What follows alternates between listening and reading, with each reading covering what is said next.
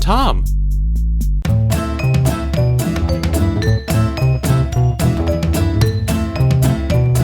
So one day there was a tiny little bird. This bird was destined for great things. Nobody knew that this bird was born in an egg recently in a nest. And when it learned to fly, it just kind of plummeted straight to the ground and hit the ground.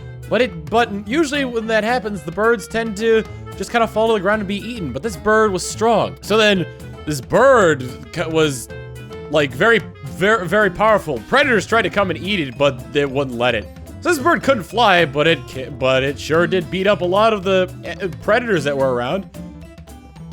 And this bird knew not what this bird do, because it is the bird was not being eaten by predators, and it was like, damn, I should probably harness this power and maybe it will come in handy. So the bird trained very hard and honed its technique.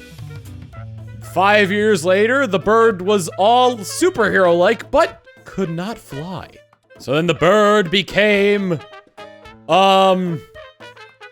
superhero known as Power Pidge, the flightless pigeon with the ability to be super strong, but cannot fly. Power Pidge takes the bus to every one of his crime fighting. And so, Power Pidge needed to take the bus in order to fight crime against his mortal enemy, the Fire Falcon. Okay, so then Power Pidge was all like, Fire Falcon, and Fire Falcon was all like, no, the bank's money is mine. And so then Power Pidge went up to Fire Falcon and was like, no.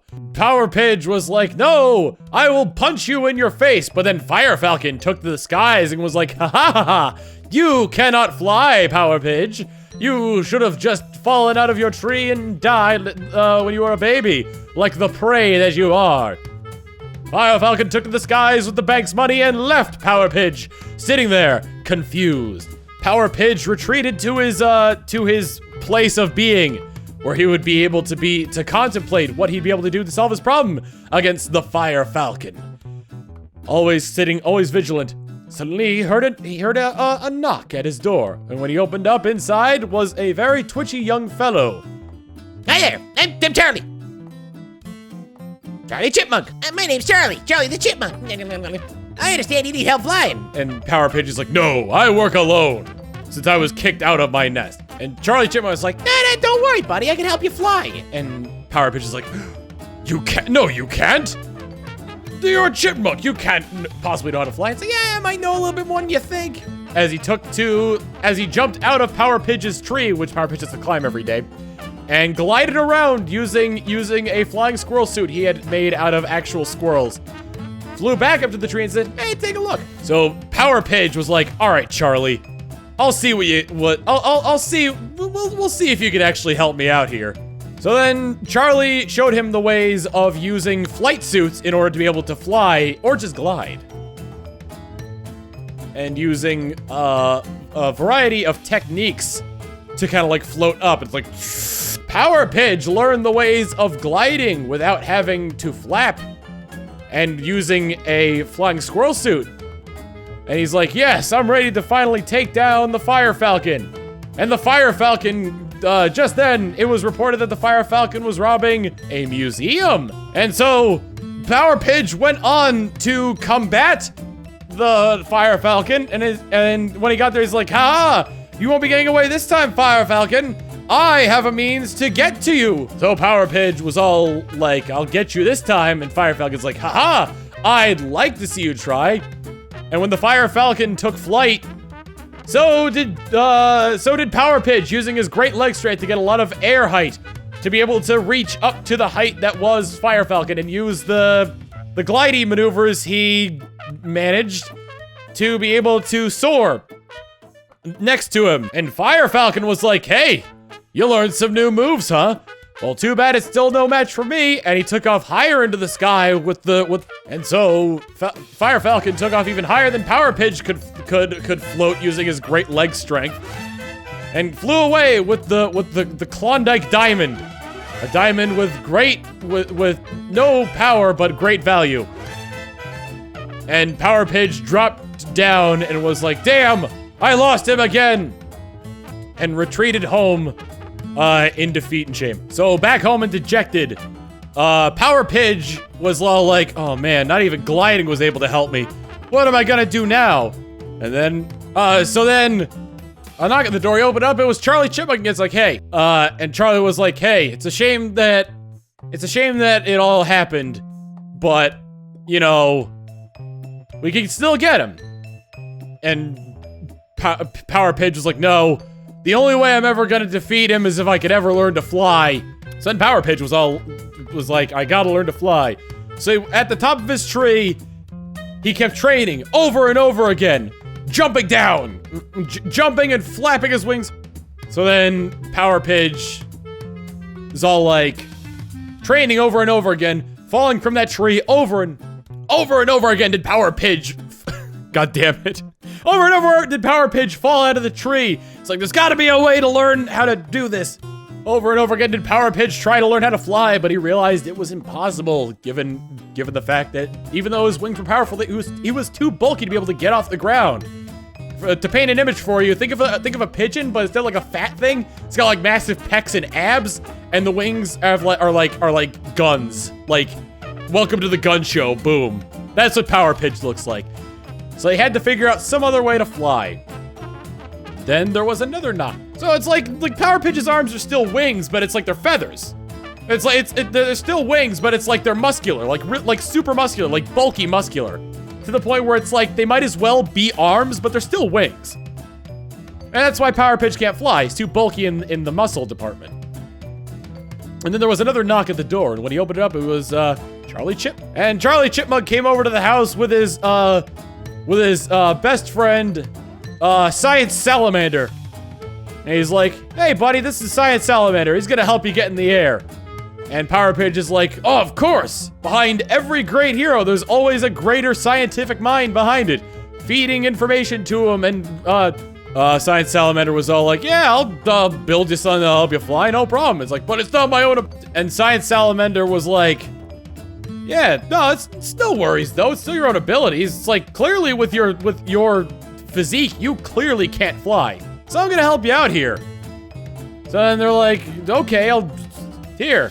I've measured you down, and now I'm gonna build you like a jetpack." And so he was practicing around with the jetpack there. So then he was practicing around with it and just like flying around, crashing into the earth a lot. So Power Pidge is all like, "I think I'm finally starting to get the hang of this. I can fly at incredible speeds. Turning's a little bit rough, but I can fly at incredible speeds." All right, so then Power Pidge got on news TV that dude, what was it? Fire Falcon this time he was robbing, Fire Falcon was, kidnapping the leader of the free world and took him away. So then Power Pidge is like, "Aha! Now I am unstoppable!" So then, as Fire Falcon was flying away with the leader of the free world, Power Pidge came over and was like, "Ha-ha! You will not be getting..." And Power Pidge rocketed off toward the Fire Falcon and managed to stop the leader of the free world from being kidnapped with his incredible flying speed. But now that Fire Falcon wasn't carrying anybody, Fire Falcon was like, "Oh, I bet you can't match this." And so an epic dogfight battle began, in which Fire Falcon and Power Pidge were... Fire Falcon and Power Pidge were just flying all over the place and just going to town, just beating up on each other. But then Fire Falcon was like, "Haha, you need to depend on this in order to be able to chase me," and tore apart Power Pidge's jetpack, causing him to plummet to the ground. But they were so high in the air that not even Power Pidge's super pigeonness. So then, as Power Pidge plummeted down, he was like, "All right, it's now or never. and then he flapped. Flapped with all his might, never being able to do this before, but hopefully with in some way, shape, or form, he's gonna make it. He's gonna be able to fly. So then Power Pidge and Fire Falcon, Power Pidge was flapping as hard as he could, trying to get up off the ground, like closing his eyes because he didn't want to see the ground coming toward him. And when he opened his eyes, the flapping was taking hold, and he was finally flying. His lifelong dream realized. With Power Pidge's newly gained flight ability, he was able to fly up after Fire Falcon and was like, "Hey, bitch, we didn't get a chance to finish our battle." And Fire Falcon was like, "No, how could this be?" So then Fire Falcon's like, "No, this cannot be. I'm going to destroy you so you'll never fly again." And so an epic battle was wrought in the skies. They were dive bombing at each other, missing the ground by inches. And so they were finally able to make their way there. What am I saying? It's not even part of the story. This is going to be part of the story, but it's what I'm saying is even part of the story. So the fierce battle raged on. And so Power Pidge was all like, "Yeah, well, here I am." And the battle ensued. Power Pidge was like, "This is it. You're going down." Fire Falcon was like, "Oh yeah? You're going down." And Fire Falcon grabbed Power Pidge's wings so he couldn't fly anymore. As Fire Falcon dive bombed with Power Pidge is like, "No." But just before they hit the ground, Power Pidge was like, "Yeah, right, you didn't actually grab me," and burst out of the hold. Meanwhile, Science Salamander was on the side with a glass of water and just kind of chucked it on Fire Falcon, who went out and was actually a much smaller bird when he wasn't on fire. And he's like, "No! How could this be?" And Power Pidge grabbed him and was like, "All right, where are you?" Power Pidge held up the now doused out Fire Falcon, being all like, "You best be telling me where you hid all that stuff. The money from the bank, the Klondike diamond, and we got the leader of the free world back. But still, we demand all that stuff back." And Fire Falcon was all like, "Huh." Fire Falcon was refused to tell him where he hid all this stuff. It's like, well then, he's gonna have to rot away while we find it. And so they went searching for all the stuff that Fire Falcon stole, but to no avail. So they went back to the jail and like, "Okay, Fire Falcon, where is all the stuff you stole?" And Fire Falcon was like, "Hey, I'm not gonna tell. Maybe if you lighten up my sentence, maybe I'll tell you where it all went." And Power Pigeon was like, "No, we must find it." Power Pidge was like, "Damn, we have to figure out where he took everything." So they went to try where his base was, but to no avail. And it's like, wait a minute. Maybe Power Pidge, or maybe Fire Falcon doesn't have a secret base. And they're all like, "But where would he put all the stuff he stole?" Wait, maybe he does. If he doesn't have a base, then where's the stuff that he stole? And they all thought, wait a minute, I think I know where Fire Falcon keeps all the stuff. So they went back to the jail and were like, "Okay, we got you covered now, Fire Falcon." So then Fire Falcon's like, "You haven't figured out anything." And Power Pidge is like, "Oh yeah?" And he threw a lit match at Fire Falcon, which lit him ablaze. And then he went in there, into his cell.